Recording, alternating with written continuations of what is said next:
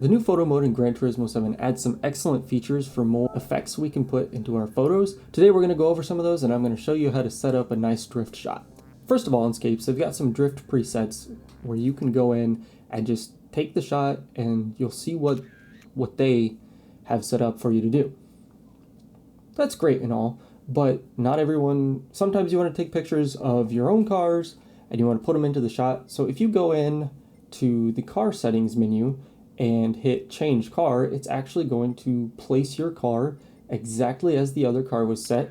And then you can just go in and take the shot and you'll get the same effects that were there with the pre-built. Like so.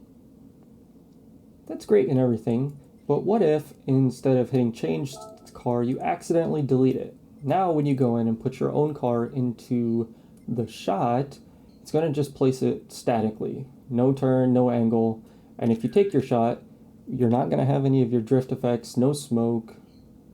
Pretty boring. So what do we need to do from here in order to set it back up as a drift?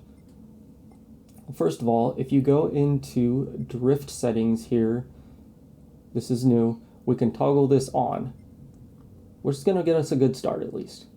It's going to get the system looking for drift. Now if we take our shot, we've got some smoke. It doesn't quite look right. It's just trailing. Looks like we're just slamming on our brakes real quick. So we need to go in and edit a few other things. So back to our drift settings, we have our smoke settings here. We can change the length and volume of our smoke.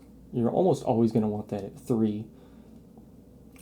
But as we move our car around, you see these arrows that are coming out of the front and back of it. And that's how we're going to set up the direction and the curve of our smoke. So what you want to do first is set your car up at the angle that you want to take your photo. So a lot of times in our drift settings, we put our car sideways because that's how you slide through the corner. That is drifting. It looks a little better, but we lost almost all the smoke and I forgot to actually focus the image here. So that looks pretty bad. Okay, so now we're going to go in here and this direction, we want to update that to where it is pointing in the direction the car is going. So our car is coming towards us through the corner, sliding sideways. So we're going to actually put this pointing straight through the corner. Adjusting the angle of the car, you always need to make sure you're going to adjust that angle of your arrows as well. So it's coming from where the car's coming from to the direction that the car's going. Now if we go in and take our shot, we can see that it now looks like the car is coming from where the smoke originated. But we're not quite there yet. What else can we add? We want to change the steering angle of our wheel because we're fighting through the slide, so we're turning into the drift like so. And then we have one more setting in our drift settings here that we're going to update as well, this curve. And we're going to update that to match the angle of the corner we're going around. So as you can see here, as I update this, this is starting to match the angle of the corner. So that our car is actually going to slide through that in the same pattern as if we're going through the corner. So I'm going to set this up here, get a little closer to my camera for a little bit more dynamic shot.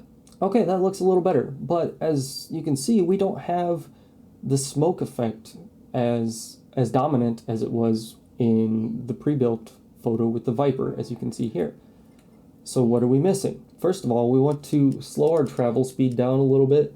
From what I've found, between about 30 and 45 miles an hour is the key for getting the best drifting shots. And then I also want to have a little bit more angle on my car here. So I'm going to face it here. And then every time you update the angle of your car, you of course need to go in and change your drift settings as well. So I'm going to go in and change, first of all, the direction so that it's going in the way the car is going, and then update that corner or that curve angle as well. Now when I go back and take the shot again, we're starting to get more of that smoke. I'd like to have a little bit more of the shot in focus. So what I'm going to do next is I'm going to go in and make my shutter speed a little bit faster so the car's a little less blurry. And I'm going to go in, I'm going to raise the aperture as well, which is going to expand the amount of the shot that is actually in focus. So we can see here now we're getting somewhere. This looks pretty good and similar to what they had with the Viper shot that they had set up for us. But there's a couple other things we can do to make it pop just a little bit more. So if you go into effects, your bleach bypass effect is going to really raise your saturation and contrast, which gives your shot that little bit of a gritty effect. And then if we go back into our car settings here, into detailed settings, we have all of these different things we can turn on. So I'm going to put just a little bit of brake dust in the wheels because we all know that kicks up really fast. I'm going to dirty up the tires so they don't look brand new. That might be just a little too much, so I'm going to slow that down a little more.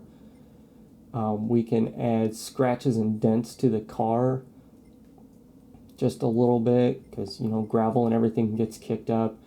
I can put some oil stains and some dust on the car here as well to just kind of give it a little bit more dirty and gritty feeling and look.